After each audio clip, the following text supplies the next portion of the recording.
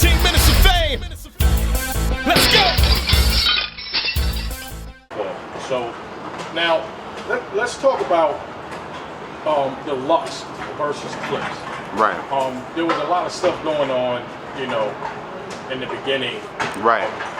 Now, do you think did that in any way might have affected people's perception on Lux that night? They seem to be mad, you know, because of, you know, they was saying the diva thing and, you know, the coin flip and, you know, a lot of problems with the time and stuff like that. You know, when you got your legacy on the line, when you have, you know, money on the line, big money battle, your legacy, your reputation, you know, things can get tricky, you know what I mean? Both of them are at a point in their careers where they're at the height of the game, you know, so I don't want to just say, oh, this was a Lux thing.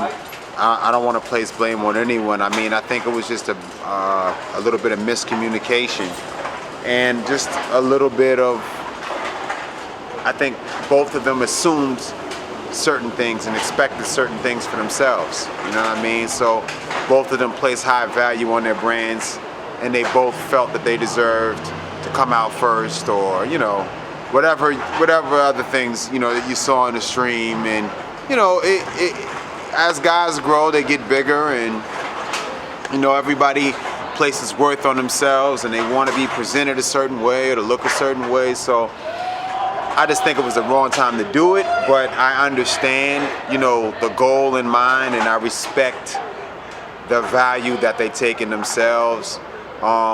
You know, certain things Clips wanted, certain things Lux wanted, you know what I mean? But, you know, at the end of the day, we were able to get it done, but it definitely was a little bit of, you know, you saw how it transpired in the beginning, you know what I'm saying? The coin flip situation, before Smack flipped the coin, he said, everything is good. When I hit the floor, everything is good. And he flipped the coin. Some kind of way, the coin flipped and landed on Nunu's boot. Picked it up off the boot, and it was in Clips' favor.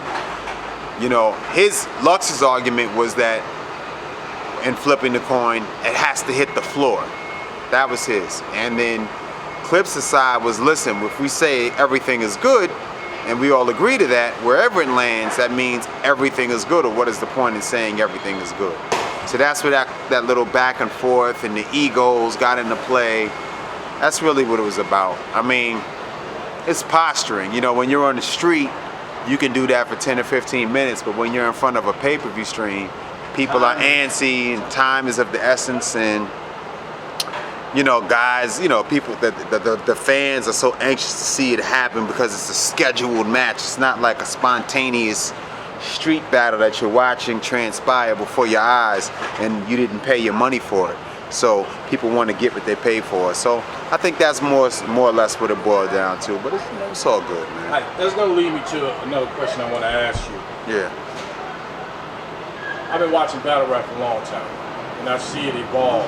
And I know some of these guys deserve the type of money that they get, you know, other things.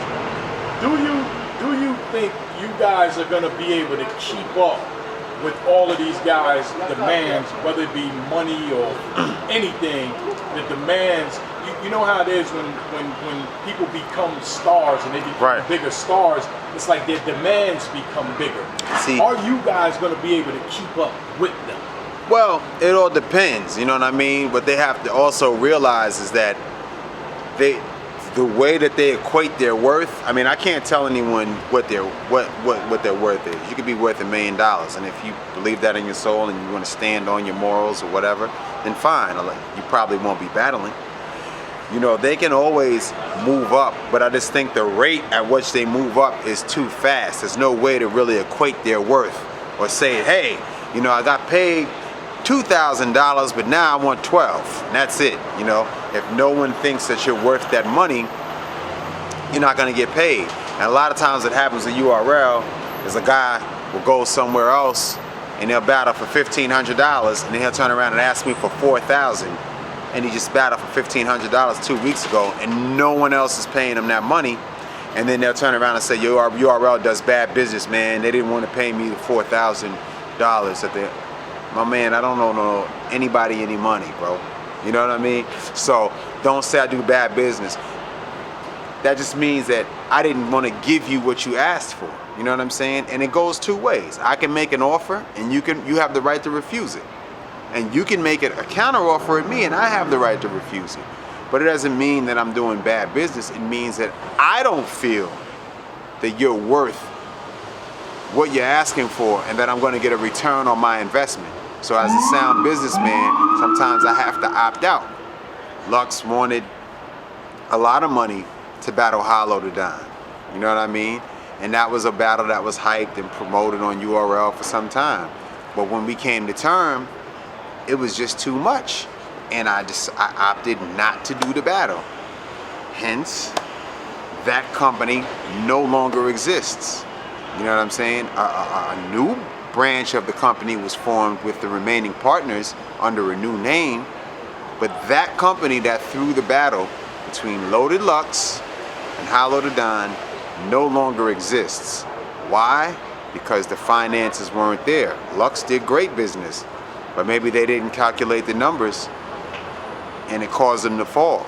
You know, you have all these companies that are coming out of the woodworks, corporations, rappers, they're doing events and they're not sticking around because they haven't figured out the formula yet, or because they come in an attempt at a money grab and pay the rappers way more money than can be generated, and thinking that they can capture the ambiance and the crowds that URL has, not understanding that this is the foundation of the culture. This is what it was built on.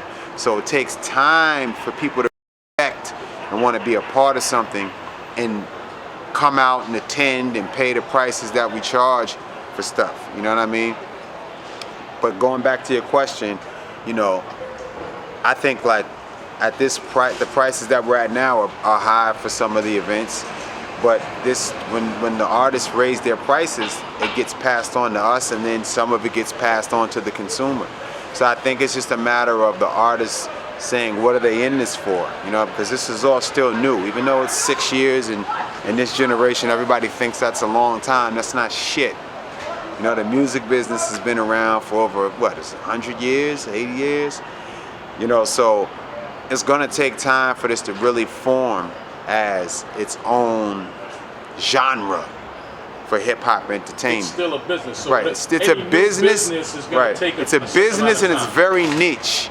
It's a niche, it's a small even though it's big, it's still a small population of the world that watches it. We're just so now getting into the point of having people respected enough to fly in, come out to shows, events, buy, you know, paraphernalia and, you know, merchandise and t-shirts and things like that. This is all new for battle rap. Nobody was even thinking that this would be possible. If you told somebody 4 or 5 years ago, yo, I'm gonna rent Webster Hall, Irving Plaza, I'm gonna charge $100 a ticket, and I'm gonna sell this shit out multiple times a year, they would laugh in your face to see people battle rap with no music. Are you crazy? Ha ha ha ha.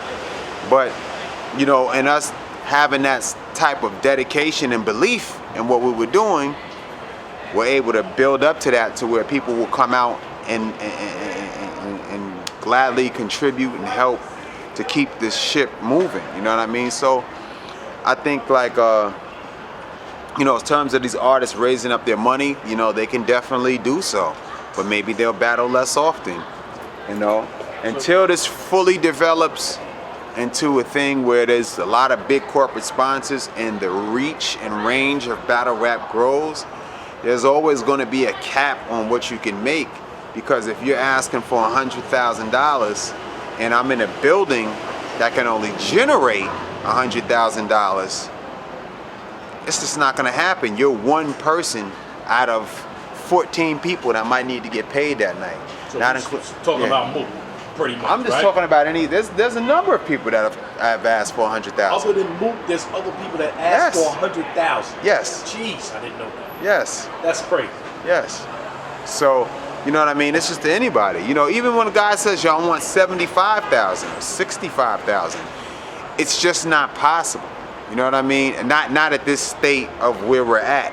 Now maybe if there's some corporate sponsor who wants to run ads to, you know, promote to that demographic that we have, and he's willing to say, hey, I'm, you know, willing to spend, you know, X amount of dollars because I want people to be vested in my product, then that's different. You know what I mean? But if it's just somebody who, you know, wants a return, they're gonna be like, yo, I can't do this. There's no way I'm gonna get my money back. Now, are you dealing? Now, here's another question too. Yeah. As far as the business dealings go, are they all directly? Are you only dealing just with the artists, or does a lot of them actually have management? And is it better for you to deal with them or their management? Which way would you rather it be? I want to deal with whoever works well and understands business. Whether it be, sometimes the managers are worse than the artists. Trust me. A lot of managers are terrible from some of your favorite battle rappers. You know what I mean? But, you know, a lot of them have management. A lot of them don't have management. Some guys are easy to talk to. Sometimes their managers are more sensible than the artist. It all depends. But trust me, I've dealt with managers who are far worse than the actual rappers because they don't even understand value and worth. You know what I mean? You really got to think about it. Like, URL is what Def Jam was to hip hop in 1984. You know what I mean? In terms of branding, in terms of being connected to something. You know what I mean? Of course you want to make your money, but if you get on URL, you could battle anywhere you want to. There's no other league that you could say if I make it to that league that I can battle on URL. If you look at the roster of URL, I can guarantee you that the average rapper from any league in the world is familiar with just about every MC on URL. But I could guarantee you that every MC on URL is not familiar with the rest of the rappers in the other leagues. You know what I mean? Well, so it's a big. When we do the game show and then we ask questions about other leagues, and they we don't got know. some of the URL rappers, they don't know the answer. They don't even know who the rapper. Exactly. And not to say that those guys are not talented that are not on URL, but maybe they just haven't worked enough or made it here to where we got on our radar and we got a chance to see them. Because I know there's a lot of talented guys. Or those battle rappers are not big enough fans of battle rap to actually, because, you know, I know URL is the league. Mm-hmm. There's so many talented battle rappers that people don't know of because some people will only watch URL. Right. You know what I mean? And there's a lot of other leagues that have some great battles. Definitely. I was just at a couple of battles, like I went to the I Battle League Worldwide shit. They had some dope battles up there. That was Connecticut, right? Yeah. So I mean, there's tons of dope leagues, and we get a lot of our talent from smaller leagues too, and then we market and develop them. You know, we're like the next step. You know what I'm saying? Like once guys go in the league, they do good. They come to the proving grounds. They work in that system. Bam. Then they go up. Then it's about if they can survive. Now, what I want to start doing is I really want to work the guys in the proving grounds a little bit more before I start graduating them, just to make sure that they're really built to last. Because some guys think they have the seniority and the time, the seniority in the other leagues, or just the time put in, and they think they can make the transition quicker. And a lot of times they're not. It's just a different pressure. I've seen guys main event at other leagues and come in a small room in the proving grounds and fall apart. You know what I mean? Because they know that the pressure's there. And I've seen guys who are young excel.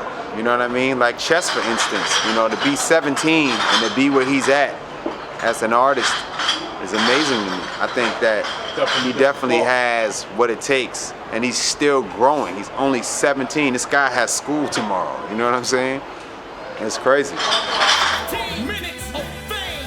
You are now listening to 15 Minutes of Fame Radio. Let's go.